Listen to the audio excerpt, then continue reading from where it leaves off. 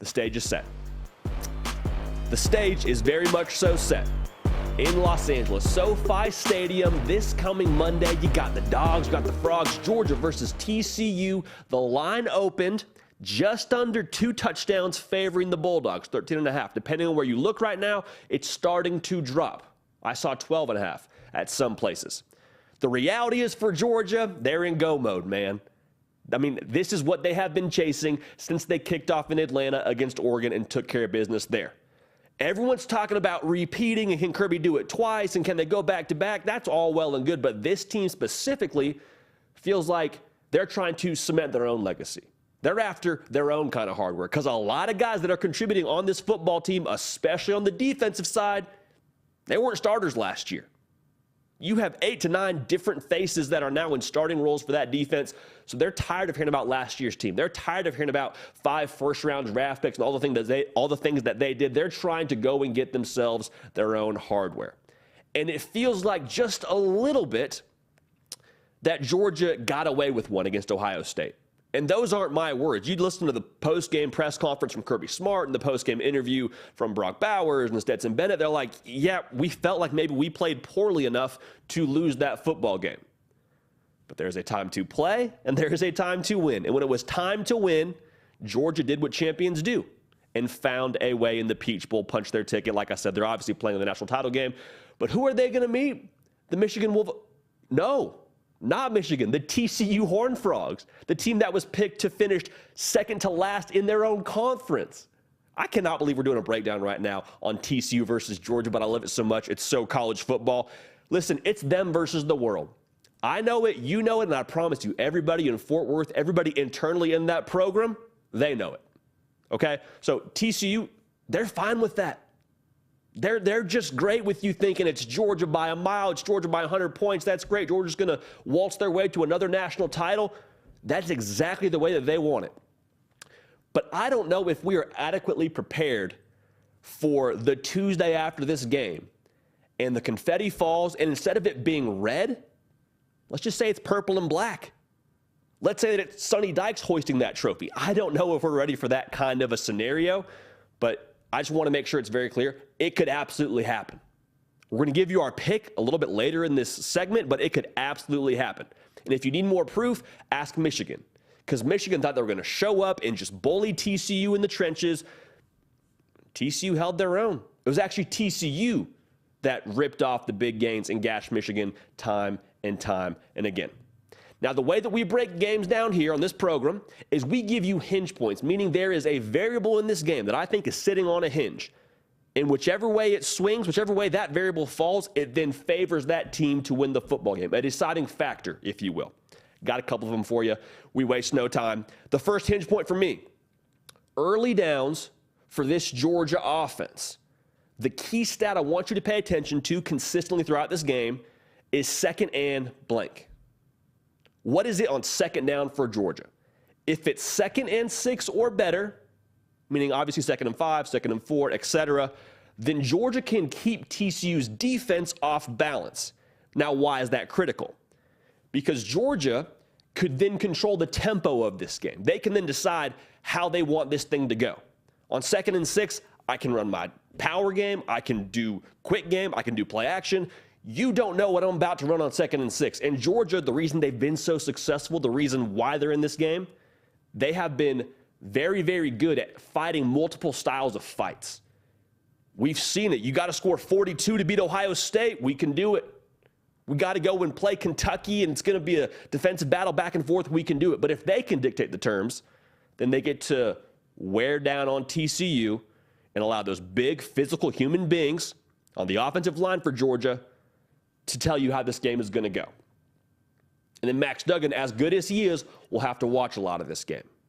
So if they can be in 2nd and 6 or better, that's a huge advantage to Georgia just in terms of the gameplay, in terms of the tempo, in terms of how long that TCU defense then has to be out there, and in terms of what Georgia can call offensively. Now, if they can't, if for whatever reason they're in 2nd and longer, then guess what TCU can do? Joe Gillespie, I think he's one of the best assistant coaches in the entire country. And here's a term you're going to hear a lot throughout this week, so be ready. Their 3-3-5 defense. That just means 3 down linemen, 3 linebackers, 5 defensive backs. So they're playing with 3 safeties. If they're able to get Georgia in a 2nd and 7 or greater, that is what you would consider typically to be a passing down, meaning you probably have to throw the football on that down. Not always, but it's a little bit more likely to be a pass. Well, then TCU, to rub their hands together, go in their bag, and dial it up. And that was something we saw them be really successful at against Michigan. They got home 4 times. 4 sacks against Michigan. That changed the complexion of the football game. That changed the tempo at which Michigan could play. Michigan wasn't able to just line it up and play bully ball because they're sitting in 2nd and 9. Hey, you better get some big yards. 3rd and 7, we got to throw the football more than likely. So that's a huge advantage to TCU in terms of how they can then call it for you. So keep an eye on that. That early down, the 1st and 2nd down is going to be enormous for Georgia. Because if not, TCU's coming. And they're very creative in how they do it. It won't just be, okay, our guys versus your guys, rush 4, rush 5, we'll see what happens. It's those 3 down, and then we have 8 other guys that could all come. Doesn't matter where it is. Could be from the safety, could be from the outside linebacker, could be interior. We're probably bringing somebody else from somewhere. You got to figure it out. But if you're in a 2nd and 6, Georgia, again, dictates the terms of how that thing goes. If you haven't yet subscribed to the On3 YouTube channel, man, we'd love to have you. National title time. We got you covered, man. I promise you, we got you locked in for it. Nick Brake and I, spoiler, we're going to be at the game. We're going to be in SoFi Stadium for this game, and I'm so fired up. Going to be an absolute movie of a time. Also, follow me on Instagram and Twitter, because that's a great way for us to be able to interact with you at JD Piquel. My DMs stay open like 7-Eleven. We have a lot of good back and forth in there. Also, on my Instagram specifically, we're going to have prop bets for you. Against the suits, we did it all year long, finished 10 games up on the suits during the regular season. Going to give you some prop bets for this game, so make sure you're locked in. Again, at JD Piquel. Second hinge point. On the other side of things, can Georgia get home on Max Duggan, or is Max Duggan afforded the ability to ad-lib a little bit? And you know what I mean when I say ad-lib. I mean pocket breaks down, miss a tackle on the quarterback. Max Duggan's creating space, eyes downfield. Receivers have some time to work then, right? Receivers have some time to get open. And if you remember watching that Ohio State game against Georgia, a lot of people are saying, well, Georgia's secondary is not very good. They gave up over 500 yards to LSU and this, that, and the other conversation about what they have on the back end personnel-wise. Listen, I'm just going to be real with you. They got some dogs on the back end, and there's no pun intended there. They have some dudes that are going to play on Sunday on a long, long time. All right, they're going to make a lot of money in the NFL in that secondary for Georgia. The reason why they got consistently beat, consistently is maybe, we'll go consistently. C.J. Stroud had a day. The reason why they got beat as much as they did was because when the play broke down and you're in man coverage and the play extends, it is one thing to cover a freakish athlete for 3 seconds. It's a whole other thing to do it for 5, 6, 7 seconds.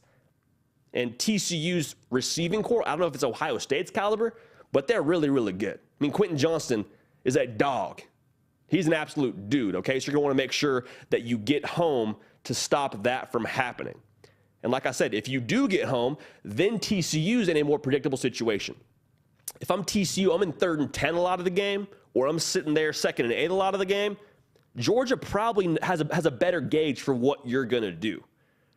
The down and distance dictates to me some variety of what you can call there. Your options are very limited on 2nd and 8 and 3rd and 10 than it would be on 2nd and 4, whatever it ends up being, or if you're not able to get home, just period. You're not able to create negative plays, period.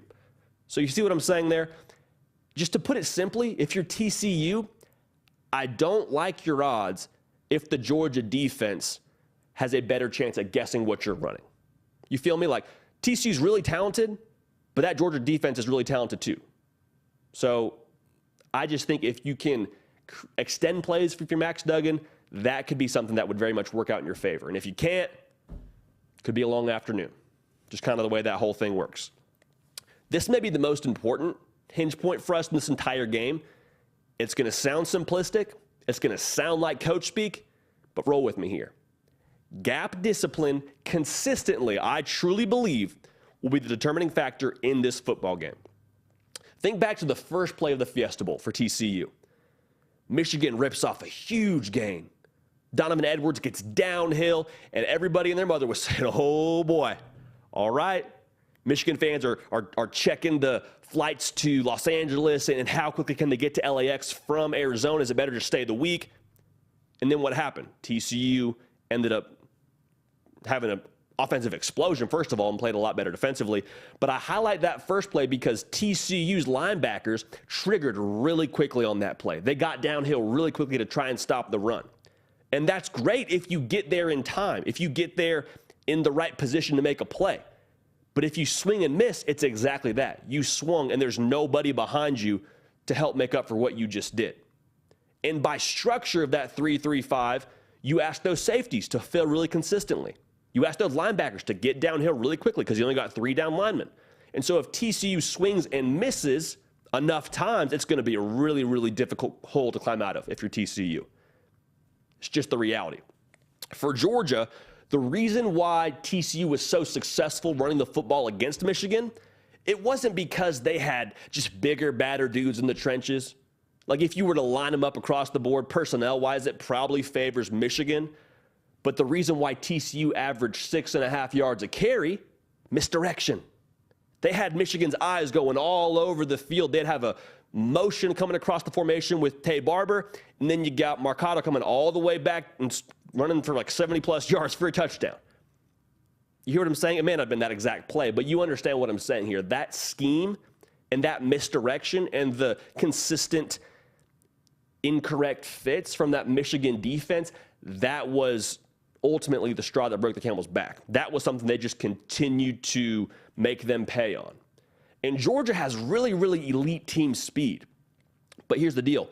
Elite team speed to the wrong place just means you're more out of position than you were before. It means you got to the wrong place quicker.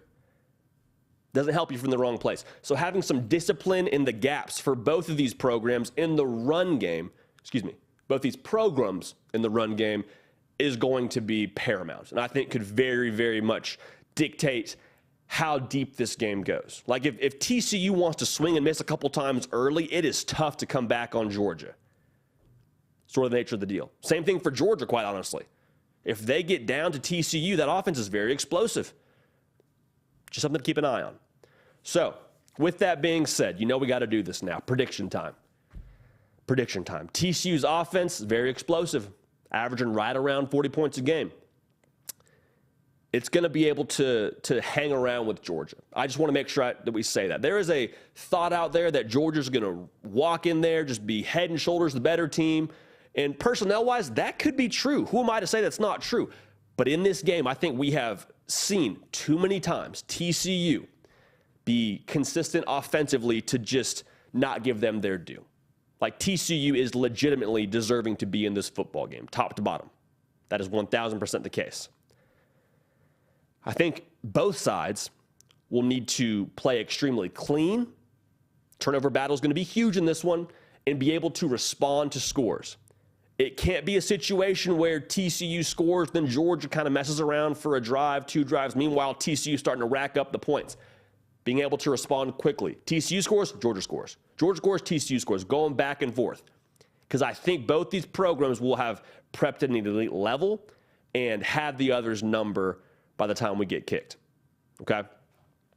At the end of the day, I think the physicality and I think the team speed of Georgia is going to be the difference. Because the team speed of Georgia is something that is at a different level than what Michigan was playing with. And that's not to knock Michigan. I'm just saying Georgia has recruited 5-star class upon 5-star class upon 5-star class to where if we see them get run on the way that we saw Michigan get run on, that would be a very, very new thing for us. That would be a whole new thing to try and gauge, honestly. So at the end of the day, I think Georgia wins a high-scoring affair. Final score, the Dogs get it done in SoFi, 40-31. And think about what that would mean. Georgia goes back-to-back. Kirby Smart, another national title, 2 in 2 years. And it would very much feel like they are making a case to be the new standard in college football. It would feel like a new era, a new big dog. Again, no pun intended. across the college football landscape. So we're taking Georgia to win, taking TCU to cover, and I cannot wait to be in the building for this one. It's going to be an absolute party, and I promise you, it will be worth every single minute of entertainment. Hey y'all, thanks so much for watching. Subscribe to the channel here to make sure you don't miss an episode of The Hard Count. Also be sure to check out other videos on the On3 YouTube channel.